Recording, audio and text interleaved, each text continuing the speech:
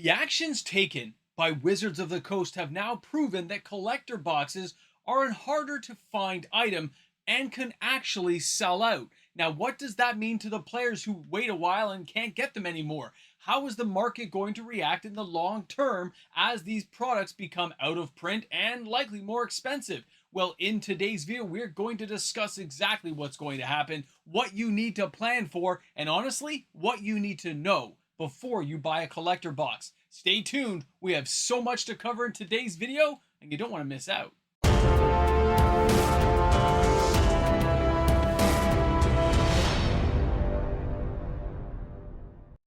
Are you prepared to not get something, to let FOMO pass you by and be okay with it? Because it's a reality that is coming that most players probably don't realize is right around the corner. Welcome back, everyone. MTG Moxman here, and thank you again for hanging out with me on my channel today.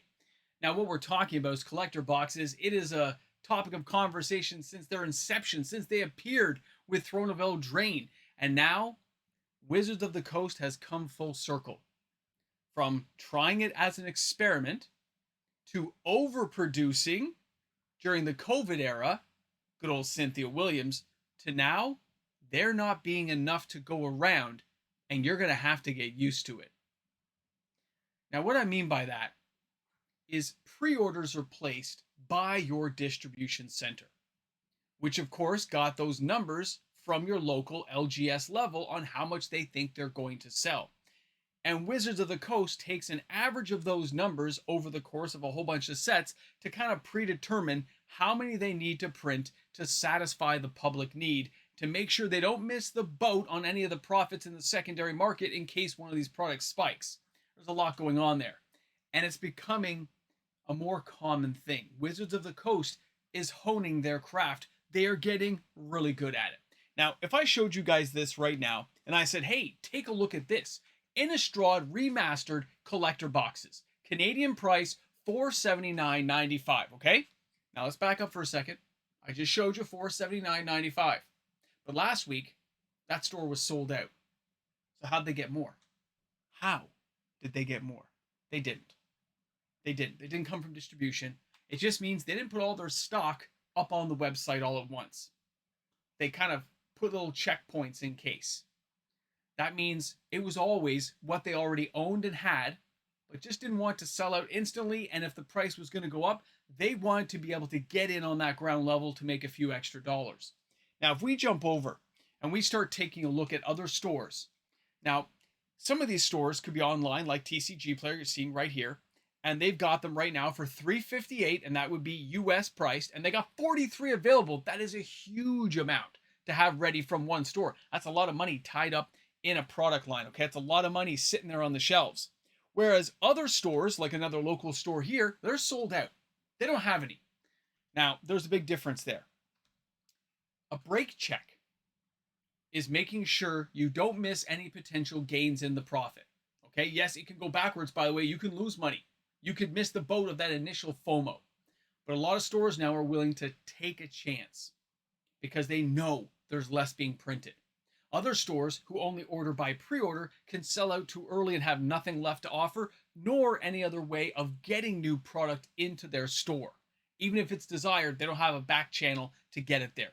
They're not all the master of the taco who have all kinds of back doors everywhere. Now, this is where things get interesting because this isn't the first time it's happened, but it's not going to be the last. Because when you start looking at some of the products we've seen lately, Duskmourn, House of Horror, look at it, sold out locally. And that was before we had Innistrad, right? Now we go ahead and we take a look at Bloomborough.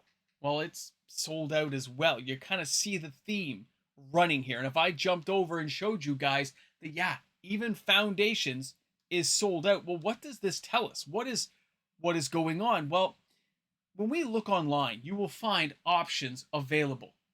It's there. It's available. Yes, it costs more, but it is available if you want to spend that money to get it.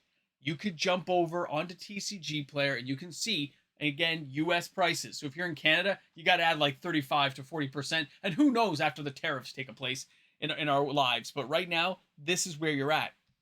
And that's a whole different world. because it's not as if it's being sold at the price that it was originally MSRP'd at. This is now a seller's market. They're going to sell whatever they can for the price they can get it at. It's not a buyer's market. It's not like it's an overglut of product on the shelves anymore. Stores aren't holding it. And those people willing to take the risk on a product, and if they come out ahead, yeah, they're going to need to cash in as much as they possibly can, which leaves players in a little tiny rowboat in the middle of the ocean going around in circles with one oar, deciding what to do. Do I pre-order ahead of time and try to get it when it first comes out and hope my pre-order is not canceled? Do I just buy singles and keep going where I'm at, but I want to get some of this sealed product because it's so awesome? So do I overpay on the secondary market? Am I willing to dive in there and say, yeah, I'm overpaying by 30%. I missed the boat, but I'm not going to miss the whole ride. And this is where things can get very fascinating, because depending on the product that's being offered, the cards found inside, all of those feelings, emotions, calculations can be totally thrown off. You can have a really great set and people still won't buy it because they don't like the theme, they don't like the placement, okay? But then later on they pick it up because they say, you know what, I gotta have some of these awesome, amazing cards, and the prices have gone so high that I'm better taking a chance on a box. It doesn't happen very often, but it still does happen with some players. A lot of players are already skewed to one way of thinking over the other. A lot of people might just go with singles. There's a whole array on the market space, but what players really need to be aware of in this video is how bad it could be. How bad it can be if it's sold out and you've tried to change your mind and that's no longer an option and you're just going to have to pay more money or skip the product. Just skip it and say, that one is not for me. And it's not because you didn't like it. It's not because you didn't want to get it. It's because the price shifted so quickly with the shortened supply, with that drop of honey that you just missed out on, saying, oh, I really wanted it and now I can't have it. And that is the world we are headed toward, and that is the world that Wizards of the Coast is steering us toward. They're not saying you can't get the Play Booster box. No, we'll reprint those. But those collector boxes, they are truly, truly collectible now. You want one? You have to get in line. It's going to take a while. It's going to be hard to get. Now, behind the scenes, Wizards of the Coast may be adjusting these numbers every couple of sets, up or down, depending on how well they sold and what time frame they sold in. Don't get me wrong. But with stores also cutting how much they order, which means distribution cuts how much they are going to order. And then Wizards of the Coast having a certain probably bottom line. Wizards is making their money no matter what. The distribution's making their money. The LGS is making their money. Everyone got their pound of flesh and the player got the product. But if it keeps going up before you get a chance to buy it and you've changed your mind, you're in a whole different world of your own. You are walking through some weird warped world of the upside down saying, is this actually happening? And it is. It is, because I've talked to a few stores and they are unable to get the product in unless they jack up their prices, which means distribution is charging them more money and they're not willing to pay it. They're not willing to take that risk. So distribution's stuck with it until maybe sometime down the line it gets sold in some other way, or the product tanks and it gets cashed out at a regular price. It's going to be interesting to see how this plays out for players in the next couple of years. But this is information I think players need to know because they may not realize how tight it's going to be. Every market's a little bit different, depending on where you are in the world, what city you're in, how wealthy or poor your LGS is, how much cash flow they have, and how much business they do in general. It can totally skew these numbers one way or the other. And there's all those individuals out there who just sell on online platforms like TCG Player that, you know, even they have their own kind of numbers they work with and what they think they can move, and those will go up and down as well. And all behind the scenes, in the backdrop, behind the green screen. Oh, it's real. No green screen today. You're going to have the prices creeping up. Creeping. It isn't by chance I put this up here. Do you guys remember Double Masters 2022? Remember 4 packs in here and that's it? Remember, we had a chance for all kinds of cool cards, right? Didn't this have like Imperial Seal and stuff? Like, there's amazing stuff in here. 4 packs. And we paid it. They tried to go that route with 30th anniversary. Blew up in their face like a hand grenade. Now, like a lobster or frog or whatever being slowly cooked and the heat's just ever so slightly being increased until you don't realize it's happening, I think the prices are going to be ever so slightly adjusted and continually over the course of the next few years. $5 here, $4 there, maybe one major change every couple of years. Oh, we had to raise it $5. Oh, shipping costs went up, product placement went up, marketing went up, and they can justify these small costs until they get us closer and closer to where they want the price to be.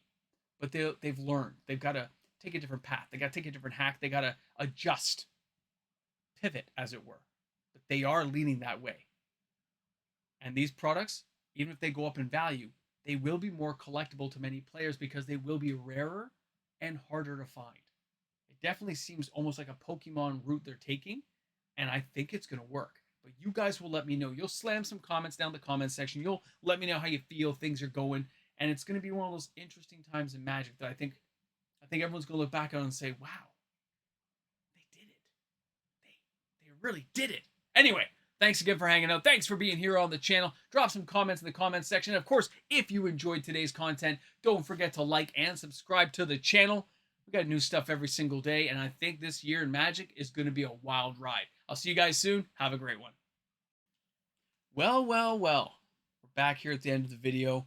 Names are flying by on your screen. You may be wondering, who are these people? What do they do? Why do they support the Moxman? Sometimes it's just awesome to think that because of these patrons, I get to do this every single day. So thanks again to my patrons and YouTube membership members. This is an exciting journey. Welcome back to the Ramble Jamble. You've made it to the end of the video. You're the Backstage Pass world, where everything goes okay. Now, collector boxes have been creeping up in price for years. For 12 packs, for a reprintable product, and yes, they probably won't reprint the boxes and all that stuff, but they will reprint the cards inside. They're going to. They need to cash out value. And because they haven't done anything to make artwork inside the sets unique to any individual box, it loses a certain amount of appeal to a lot of players who might be looking at these as investable things. Now, there's always a chance that something here becomes big 20 years from now. You won't know until you get 20 years later. You're taking a chance of investing $300, $400, $500, $600 in a box, a single box, holding it for 20 years, and you're hoping it comes out at what, $7,000, $8,000, because that's kind of what you get from the stock market. If you're thinking that way, that's probably not for you. But if you like having it as a backdrop artwork, kind of this is, I remember opening this and tearing the tab kind of thing, that's a great conversation piece. You won't regret it. You'll have a great time enjoying looking at it for years. You really will, okay? I got nothing against that. I do it myself all the time.